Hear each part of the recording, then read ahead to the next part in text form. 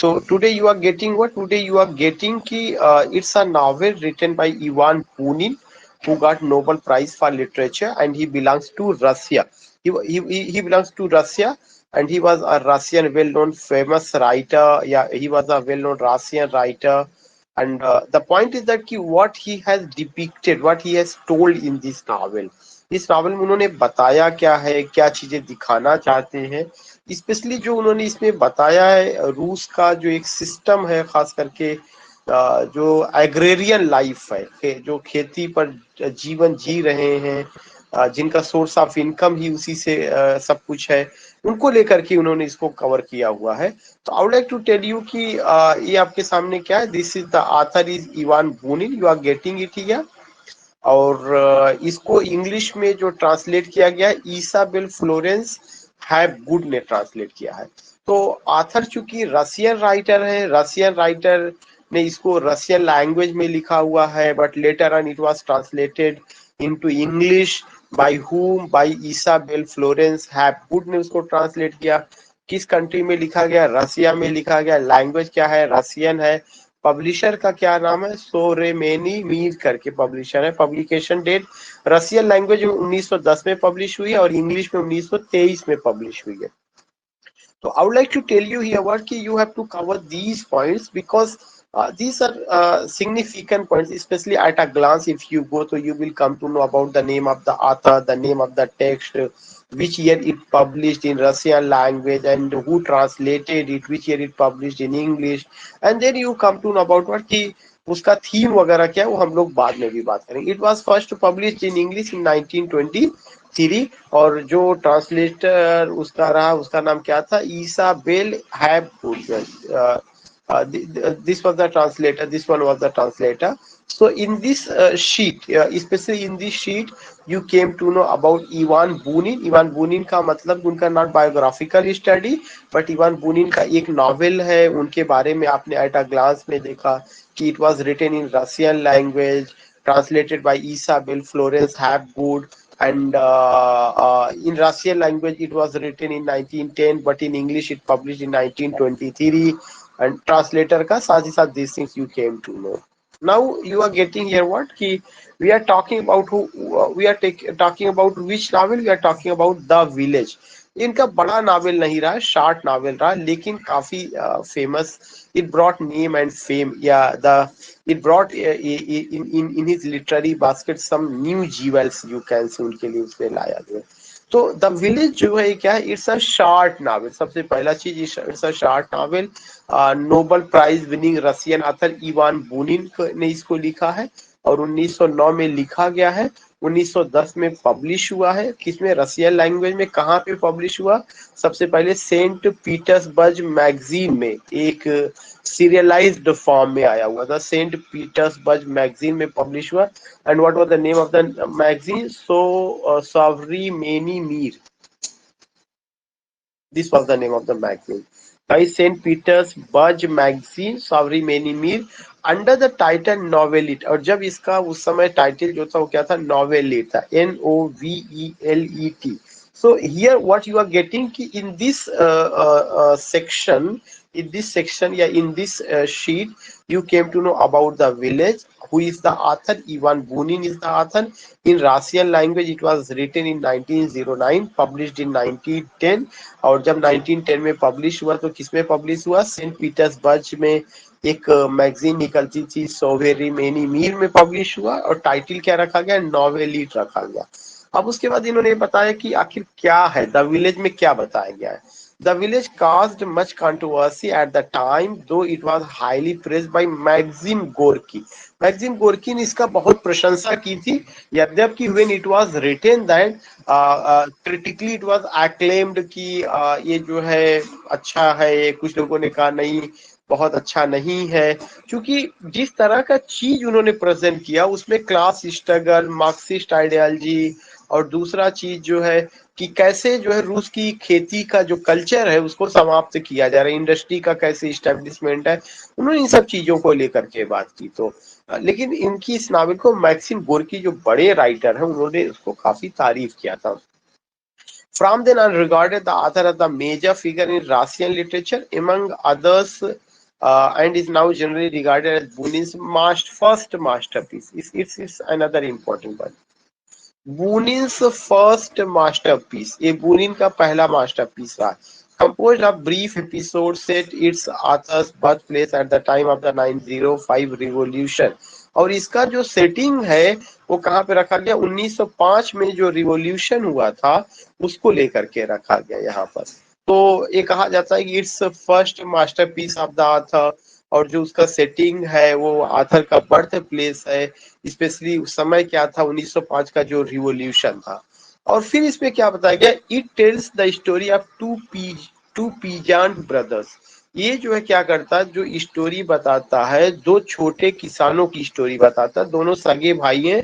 One अ brute drunk, एक ऐसा जो काफी ज्यादा जो है ड्रंक करता है, ड्रिंक लेता है काफी, और दूसरा जो है क्या है, द अदर अ जेंटलर, जो दूसरा है वो काफी जेंटलर है, मोर सिंपैथेटिक कैरेक्टर. तो इट्स अबाउट हुम, it's about the two peasant brothers, और जो दोनों ब्रदर्स हैं वे सगे भाई हैं, और उसमें से क्या करता है, एक ड्रिंक करता है लेकिन एक बहुत जेंटलर है, काफी सिंपैथेटिक कैरेक्टर है. Bunin's realistic portrait of the country life jarred with the idealized picture of unspoiled peasants. Idealized picture of unspoiled peasants, which was common from the mainstream Russian literature and featured the characters deemed offensive. By many, which were so far below the average in terms of intelligence as to be scarcely human. So you get here what you get here कि एक तो novel का जो setting है 1905 में, जो उनका birth place है वहां उसका सेटिंग दिखाया गया. एंड इट्स अबाउट हुम, it's about two brothers, and दोनों ब्रदर्स क्या है, द पीजेंट. और पहला क्या है, ड्रिंक लेता है, जो लेटर है बाद वाला है वह जेंटलर है, मोर सिंपैथेटिक कैरेक्टर को.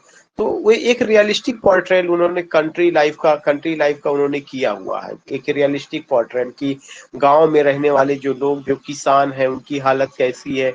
वहां पर भी ऐसा नहीं है कि किसान सभी अच्छे हैं. उन्होंने अभी तक ये बताया कि जिन किसानों का चरित्र दिखाया गया था, या जिनके चरित्र का चित्रण किया गया था, वो अनस्पॉइल्ड थे, उनके ऊपर कोई दाग नहीं लगाया गया था. ऐसा कहा जाता था किसान देश की आत्मा, या किसान जो अन्नदाता, ये तमाम वर्ड गढ़े गए थे. लेकिन ऐसा नहीं कि वो करप्ट नहीं होते, वो ड्रिंक नहीं करते, वो लड़ते झगड़ते नहीं है, वे भी ह्यूमन है, और वहां पर भी प्रॉब्लम है.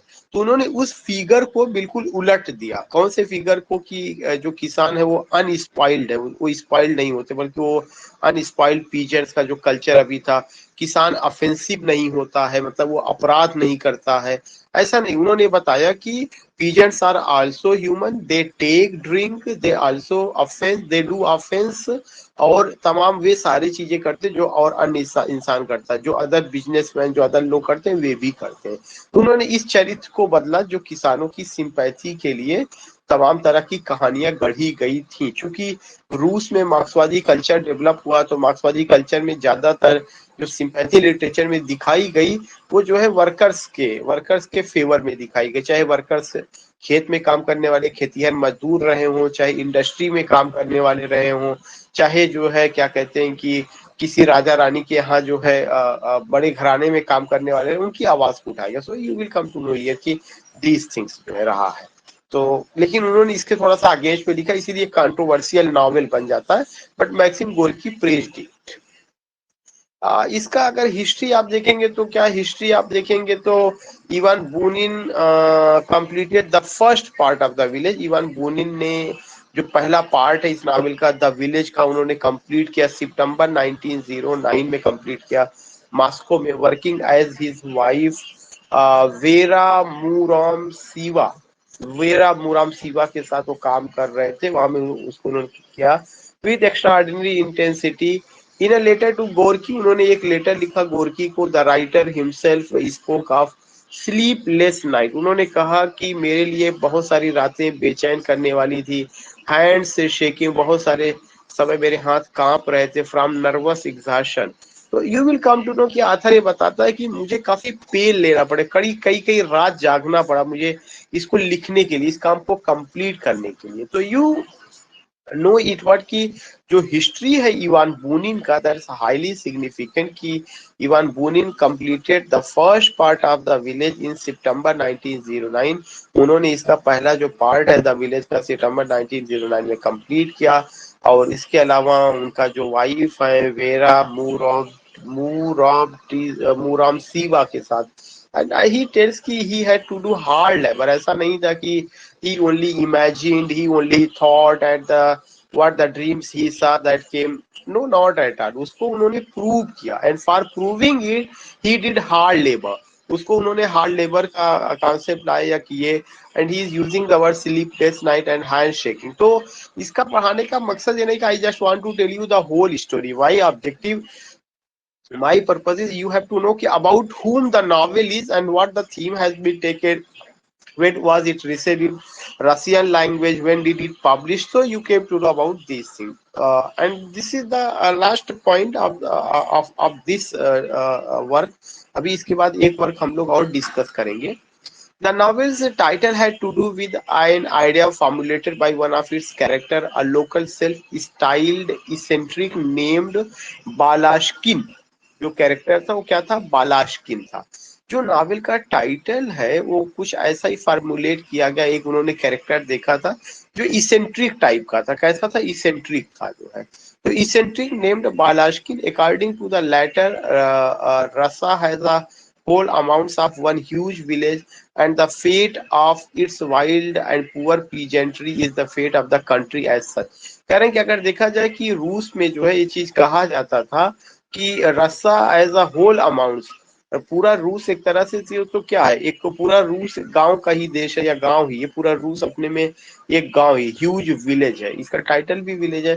The fate of its wild, कह रहे हैं कि जो इसका फेट है ये, और जो पुअर पीजेंट्री, जो गांव के गरीब किसान है, उनका जो भाग्य है वो किसका भाग्य है, is the fate of the country. उनके भाग्य का मतलब कि वो देश का भाग्य डिसाइड कर रहे हैं, तो जैसा जो है वो होंगे वैसा देश होगा। आगे उन्होंने लिखा कि my novel depicts the life of rural Russia, my novel depicts the life of rural Russia along with one particular village. Rural Russia को उन्होंने किया, लेकिन उसमें उन्होंने किसी एक पार्टिकुलर विलेज को लिया। It is concern with the life of रसा एज अ होल, लेकिन इसका मतलब ये नहीं है कि अगर वो एक गांव के जीवन के बारे में बात कर रहे हैं तो केवल एक गांव का, उन्होंने पूरे रूस की लाइफ को दिखाने की कोशिश की कि एनी विलेज ऑफ रसा, वहां का जो पीजेंट्स है उसका यही कंडीशन है, इस तरह की चीजें। बुनिन टोल्ड ओडिसी लिस्टॉक न्यूज़पेपर, ये बात उन्होंने एक न्यूज़पेपर को बताई थी। तो ये स्टेटमेंट थोड़ा सा इम्पोर्टेंट है एक नजर में कि इस नावल के बारे में उन्होंने ये कहा है कि in this work I have told about what, in this work I have covered rural Russian life को मैंने कवर किया है, और जो वहाँ का विलेज है उसको मैंने एक लिया, but I have generalize that village, and if I tell about this village it does not mean that I am telling about a particular village, but I have covered this village, and the story of this village belongs to the whole Rasa, all the villages of the Rasa it covers। तो ये चीज उन्होंने लेकर के बात किया था। तो आई हैव डन इट, चूंकि विनोद जी की भी क्लास है और अभी मुझे एक और कवर करना है, तो let me just finalize, let me just conclude it and share with you another one, just sharing with you another one। No not at all, अभी हमें इसे बंद करना पड़ेगा, फिर हम लोग दूसरा शेयर करेंगे। अपलोड सक्सेसफुली दिखा रहा है, मुझे लगता है कि इसी पर कर लिया जाए। नो, इसी पे not exit class.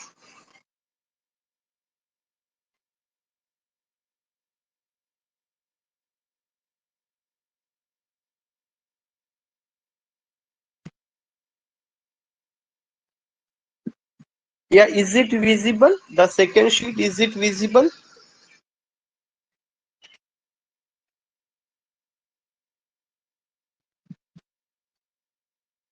Okay okay. So the his other work I would like to complete, उनका एक दूसरा वर्क है उसे हम कवर करने चल रहे हैं। एंड यू गेट इट, या व्हाट यू गेट इट की जो सेकेंड वर्क है that is the dry valley. Dry valley ये भी उनका शार्ट नॉवेल है, और वही बात है Nobel prize winning Russian author Ivan Bunin का है। ये 1912 में पहली बार पब्लिश हुआ है, और ये भी जो है कहाँ पे, सेंट पीटर्सबर्ग का जो आप कह सकते हैं मैगजीन था, वेस्टनिक यूरोपी वेस्टनिक, सेंट पीटर्सबर्ग का मैगजीन, वेस्टनिक यूरोपी मैगजीन में, having come out from soon after the village, चूंकि द विलेज 1910 में आया था और ये 1912 में आया था, तो जस्ट 10 के बाद ये आ जाता, द विलेज के जस्ट बाद ये आ जाता। It is usually link to the letter as the author second major book concerning the bleak state of Russia as a whole and its rural community in particular. It is also regarded as the last in Bunin's early 900 cycle of gentry elegies. The novel was filmed in 2011, directed by Inke. That doesn't matter. So what do you get here? You get the Dry Valley number 1 point, and this Dry Valley is what? It's a short novel written by whom? Written by Nobel laureate and Nobel Prize winner Russian author Ivan Bunin, and first published in 1912. And especially where did it publish? It published in St. Petersburg. There was a magazine Westink Evropi में publish हुआ था. So having come out of the soon after the village, ये सब चीजें you are getting it here. At a glance में you are getting कि author is Ivan Bunin, country is Russia, language is Russian, publisher Westnik Evropi, publication date 1912, all these things preceded by the village. इसके पहले जो आया था the village आया हुआ था, उसके बाद दोबारा कौन सा वर्क आता, Unknown the Mourner आता 1913 में. So you are getting it here कि ये एक वर्क रहा है. Now second चीज की, if I talk about the history of this novel, you will come to know कि बुनिन ने इसको समर में शुरू किया था 1911 ईस्वी में, और उस पे उन्होंने काम किया. In September of that year he wrote the Moskowska West correspondent. उन्होंने एक लिखा correspondent, I have just finished the first part of a large novelette called Dry Valley. उन्होंने जो है क्या किया कि थोड़ा सा ये बताया कि उन्होंने इसका पहला पार्ट खत्म किया, dry valley. The work was finished in December 11. जो वर्क है दिसंबर 11 में कंप्लीट होता है. On Capri where Bunin stayed and Maxim Gorky's home. उस समय वो मैक्सिम गोर्कीज के घर पर ही रुके हुए थे. तो अगर आप देखेंगे कि मैक्सिम गोर्की का बड़ा रोल रहा है इनके चीजों को पढ़ने में, इनको इनकरेज करने में, इनकी चीजों को करने में. So you come to hear word कि this is another short novel, और जिसको काफी प्रेज मैक्सिम गोर्की ने किया हुआ है. On February 21 he read it to the host and another visiting guest. एक दूसरे विजिटिंग गेस्ट आए हुए थे, उसके साथ उन्होंने पढ़ा. The name of the visiting guest is this. Both praise the book. The letter linked it to old tapestry. The book's plot was fictional, but numerous details in it later proved to be autobiographical. The Sukhodol estate bore close resemblance to a family country house in the Oriol governorate owned by Bunin's uncle. कुल मिला के उन्होंने ये बताया कि ये जो novel है काफी हद तक ऑटोबायोग्राफिकल हो जाती है, जो इसमें स्टेट दिखाया गया, जो इसमें और चीजों को प्रेजेंट किया गया. सो यू फाइंड दैट कि अगर हमें कुछ नहीं करना तो we have to go, but इतना कवर करना है कि ये भी एक नॉवेल है जो कि 1911 में उन्होंने लिखा और 1912 ईस्वी में क्या होता है, पब्लिश होता है. और मैक्सिम गोर्की ने इसको भी तारीफ किया हुआ था, और इसमें काफी हद तक उन्होंने ऑटोबायोग्राफिकल टच दिया हुआ है. अब उसके कुछ कैरेक्टर्स है, जैसे कैरेक्टर्स ये हैं, इसके अलावा कैरेक्टर्स का उनके अंकल को लेकर के यहाँ पे उन्होंने बात किया हुआ है, आंटोनिया को लेकर के बात किया हुआ है, वारवारा को लेकर के उन्होंने बात किया हुआ है. All this things you go तो एक ऑटोबायोग्राफिकल टच उन्होंने दिया हुआ. It's not significant, but you have to go with the date and these things. Critical reception क्या था, इवान बुनिन्स प्रीवियस बुक जो द विलेज था, this one divided critical opinions. Some like Vladimir Cranky-Field held it as masterpiece. In Sukhodol, Bunin summed up the whole of the past and endowed it with magnificent monument. He wrote, इन्होंने किया. अच्छा, वहां पे others criticize the author for negativism. Dirty, hungry, eaten through to its very bones by illness and lies, such is Rasa as seen through the eyes of Sukhodol author. तो what I just want to say कि बहुत इसमें ऐसा नहीं, इसमें जो एक important point आया है वो हमें ये ध्यान में रखना है कि वर्क क्या है, कब पब्लिश हुआ है, कौन था और उसमें कौन सा टच दिया गया, ऑटोबायोग्राफिकल टच दिया गया। तो in dry valley you are getting this particular point कि हाँ ये चीजें रही हैं। तो इतना सारा चीज रहा है। And again I am telling you कि be ready for your test. 1 तारीख के बाद वो कभी भी मैं होल्ड करा सकता हूँ। तो उसके लिए जो है now concluding because you have to take another session with doctor Vinod. Thanks.